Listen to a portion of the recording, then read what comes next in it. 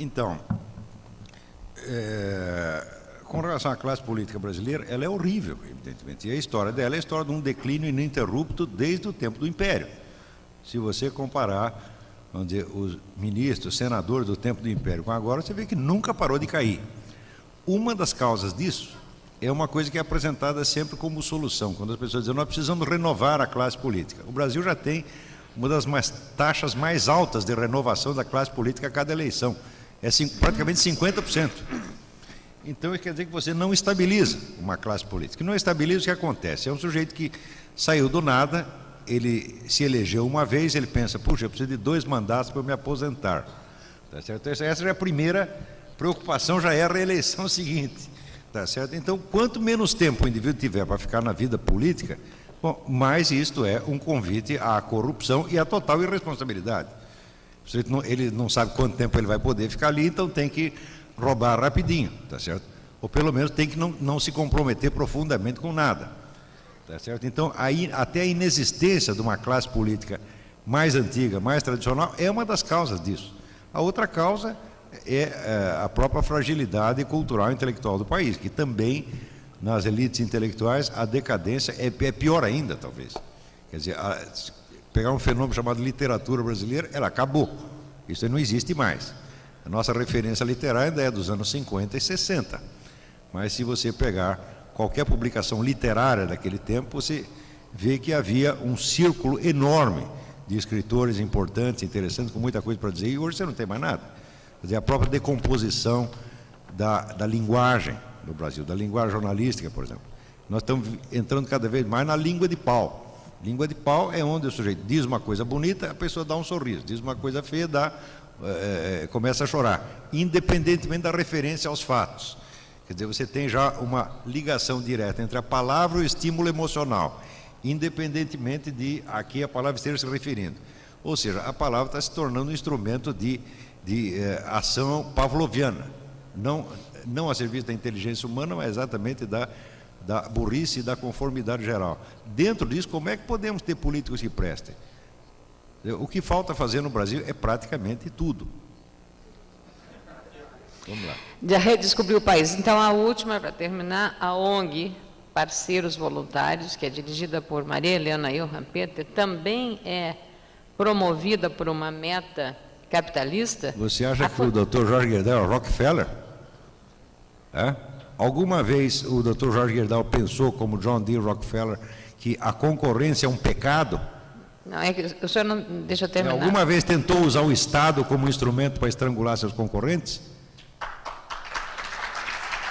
O dia que ele fizer isso, ele terá entrado na classe dos metacapitalistas. Por enquanto, é um capitalista com muita honra. É que essa pergunta seguia-se dentro da mesma ótica, com 2 visões opostas. A Fundação Abrinq e o Instituto Etos não representam uma possibilidade de mostrar, entre aspas, ao governo a capacidade de gerenciamento, entre parênteses, autogerenciamento da iniciativa privada?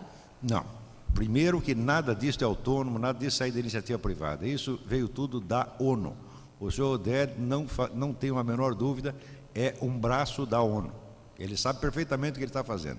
Ele está trabalhando para um grande esquema de poder metacapitalista internacional, tá certo? Que está intimamente unido a essas forças de esquerda latino-americana e não tem nada a ver com o capitalista.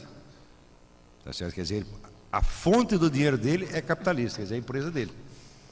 Mas qual é a fórmula de socialismo a qual nós estamos tendendo? Será que tem um tempinho para explicar isso? É interessante. Nos anos 20... Democracia é isso, democracia que é obrigado, democracia representativa, está aí, ó, mandado. Obrigado, vamos esticar um pouquinho e tentar explicar. Nos anos 20, o Ludwig von Mises já havia demonstrado que a economia socialista, a rigor, é impossível. É impossível também por um motivo muito simples. Economia socialista é economia planejada. Para fazer economia planejada, você tem que fazer orçamento. Para fazer orçamento, você tem que fazer cálculo de preço.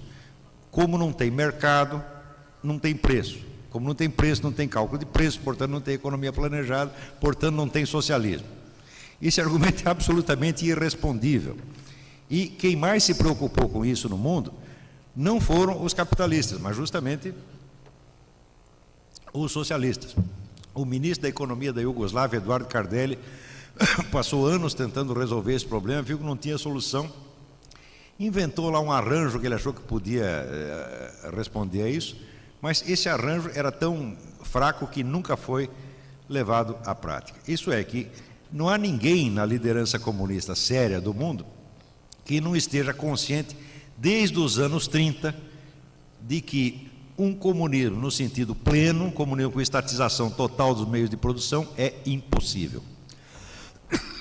Sendo assim, foram trabalhando sucessivos arranjos e chegando a esta fórmula do socialismo meia-bomba, na qual você conserva uma certa margem de liberdade para, quer dizer, a iniciativa privada, para que ela, amarrada por todas as partes, por impostos, por leis trabalhistas e pela sua criminalização geral, tá certo? Continue trabalhando, produzindo riqueza para sustentar e fortalecer o esquema político, judicial e policial socialista.